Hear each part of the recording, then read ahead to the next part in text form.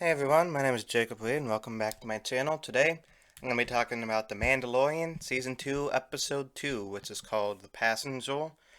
Starting off, I liked the fight in the beginning between Mando and those bandits. I like when one tries to capture the child and hold him for ransom. So Mando makes the deal with him and he gives him his jetpack, but the bandit pretty much crashes it immediately. That was kind of funny. So later Mando's walking through the desert because he's lost his speed racer thing, and it kind of reminded me of Clint Eastwood walking through the desert in The Good, the Bad, and the Ugly because it was like they use the same like blowy special effect. I don't know, it's a little like blowy thing. They made the screen blowy because I guess that's supposed to represent that it was hot outside. But later Mando's able to meet up with Pili Moto in a cantina, and it looks exactly like the one from A New Hope. So I'm wondering if either it's the same cantina or if every bar on that planet looks the same. I don't know.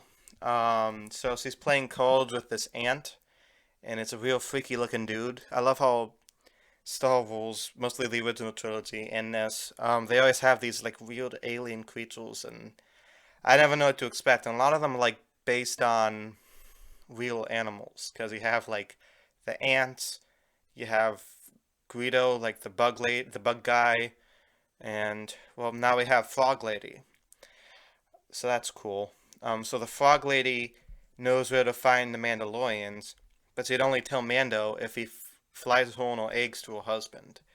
But he can't fly them at light speed, or the babies will die, I guess. Unfortunately, Baby Yoda eats several of the eggs, but for some reason it seems like the Frog Lady doesn't care that much.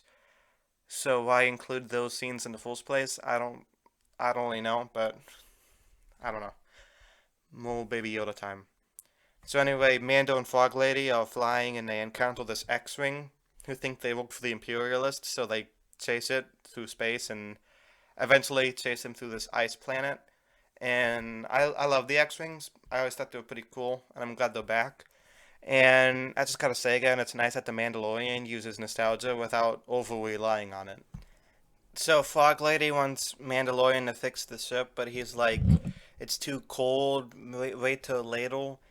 So she uses like the severed head of a droid to translate her ribbits to Mando, so she speaks English, and she convinces him to repair the ship as soon as possible, unless her frog eggs will die.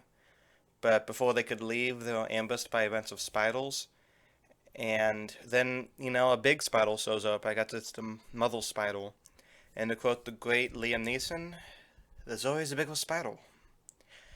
But, luckily Mando, Frog Lady, and X-Wing pilots all team up to defeat them, and everything's fine. So the X-Wing pilots say that there's an arrest warrant for Mando for freeing the prisoner from last season, but they pardon him because he confined the other prisoners and they defended the prison guard, and I guess they helped them with defeat those spiders. So yeah, and then Mando and Frog Lady go on their way. So that's pretty much the end of the episode. It was okay. It was pretty good. It wasn't as good as the first one, and it's mostly a filler episode, but even the filler episodes of this show is entertaining, and that's something I can't say for a lot of shows. So I'll give them that. The worst episodes of The Mandalorian are still way better than any of the Disney movies that they'd done with Star Wars. That's especially the sequel trilogy. Fuck those movies. So yeah, this episode was directed by Peyton Reed, who directed the Ant-Man movies, and I happen to like the Ant-Man movies. Um, so there's a trend of The Mandalorian using Star Wars directors. They used John Favreau, they used Taiki Waititi, however you pronounce his name, and now they're using Peyton Reed. No relation. I'm not related to him, unfortunately. So what I think is happening is Disney's realizing that nobody likes the Star Wars movies, so they're just like ushering out the people who usually direct the Star Wars movies, like Ryan Johnson or J.J. Abrams or like those other bad people. And they're just using Marvel directors because if it ain't broke, don't fix it. Marvel directors seem to be doing a good job. Hopefully next season we have the Russo brothers. That'd be pretty cool. So yeah, I don't know. This was a pretty good episode, like I said. It's not one of the best, but it's still enjoyable. So I'm gonna give this a B minus. Let me know down in the comments what you think of this episode and what you think's gonna happen to Mandalorian and Frog Lady. Um, I guess I'll see you next time. Everybody out there have a nice day and stay safe and peace.